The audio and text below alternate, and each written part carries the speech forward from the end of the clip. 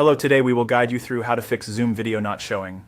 In this walkthrough, we'll adjust a setting in your Zoom account that can prevent your camera from appearing, especially when a meeting requires or uses a background effect.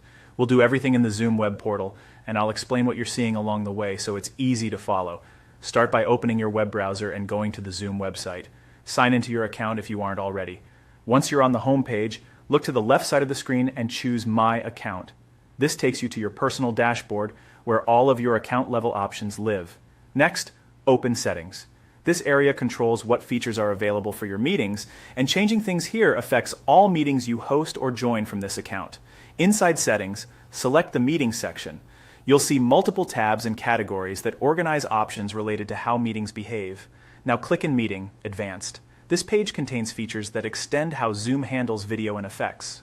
We're heading here because virtual background settings can influence whether your video shows up when a background or blur is expected.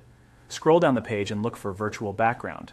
This option controls whether participants on your account can use a virtual background or blur. If a host or your organization prefers or requires backgrounds, turning this off can sometimes lead to a blank video tile or a disabled camera button because Zoom can't apply the effect. Finding this section might take a moment, so move slowly until you see it.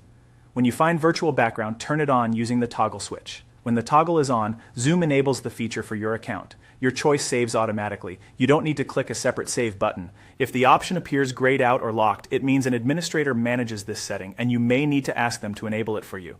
With virtual background enabled, Zoom can properly render your video even when you or a host choose a background or blur.